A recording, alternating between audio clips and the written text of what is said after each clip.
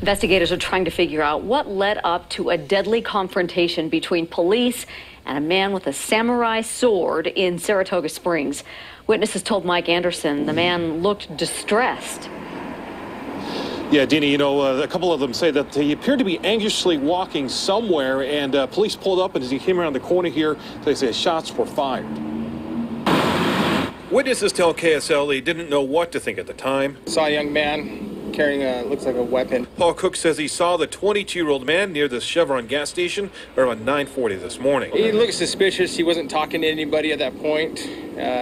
We all kind of thought it was a weird situation. As officers arrived in the shopping area near Redwood Road and Highway 73, others started to notice the same thing. He looked pretty terrified. He was like looking back over his shoulders. He was walking really fast. But what Maya Herrera says concerned her the most. It was a really long sword. Like, it went from his shoulder all the way down to his hip. It's like a samurai sword. And as he disappeared around the corner, both say they heard gunshots. It was pretty scary. I just went to the gas station to get a drink on my way to work and ended up in the crime scene. During the incident, shots were fired, fatally wounding the individual. Distraught family members at the scene did not want to talk with the media. Investigators blocked off several parking lots as they used a drone and three-dimensional cameras to map the area.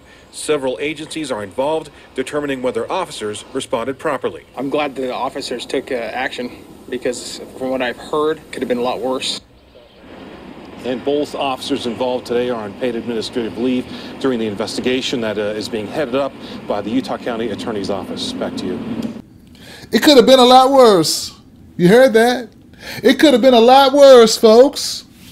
You mean a lot worse than an innocent guy, unarmed guy getting shot dead in the street, shot 6 times in the back because he was carrying a toy sword that couldn't cut an apple? Worse than that, huh? What would be worse is if you end up on the jury. That would be worse. All right, so Darrien, you know, hey, man, he had some issues, I think, and I don't think mainstream media wants to really talk about that. But, I mean, come on, man. He joined the Boy Scouts last year, and he's 22 years old. When people say stuff like, oh, he's just very childlike. Okay. All right. I had an uncle like that. All right. So I know what you mean. Does that mean he needs to be shot? No. Okay. And also, let's admit, it is kind of strange for a guy to be walking around with a sword in daylight in the morning time with a sword. That's kind of weird. I'm not used to seeing that. But it's not like he was running up to people with the sword going, ah!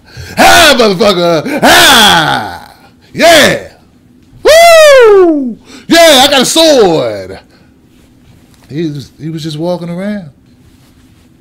All right, so come on now. We need more reasons.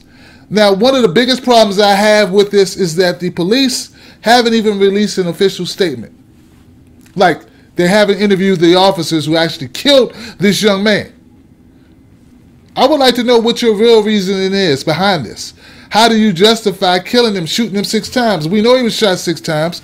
We know on your Facebook page it said he lunged. The suspect lunged at us. Yeah, with his fake sword, huh? Please explain the 6 shots all to the rear of this. Deja vu, huh? No weapon, shot 6 times from a distance. Why do cops think? Well, we know why. We know why you think he can do it. Don't we? You think you can do it because you keep doing it and getting away with it, right? How in fear are these officers of these people, in this case, with no weapon that can actually hurt anyone, that they have to shoot them 6 times? And I know what's going to happen with this case. The same thing that happens with these cases. Same thing. Nothing. Nothing. You're going to get away with it again, aren't you? You're going to keep getting away with it. I hope not, folks. I hope not. I'm sure Darrien stuck out in, Saratoga, Utah. 95% white. He's a mixed kid. He looks black, got a big afro. People say what he was actually doing was playing this role, cosplay. I'm not familiar with it, but here's a picture, and they say, and it looks very similar to what Darrien was wearing when he was shot to death. Now, people say a lot of things about Darrien, but they say he would not hurt a fly. Wasn't that type of guy. So now this is when they're going to start the character assassination. They're going to come up with all types of stuff that Darrien did that's going to make him a threat. None of those things which he was doing at the time he was shot, but there'll be enough for guys like the people in the videotape here, the clip, to say stuff like it could have been a lot worse. My condolences to the Hunt family. We'll see what happens. I'm hoping that the mom can drum up some interest nationally. I just heard about this story yesterday.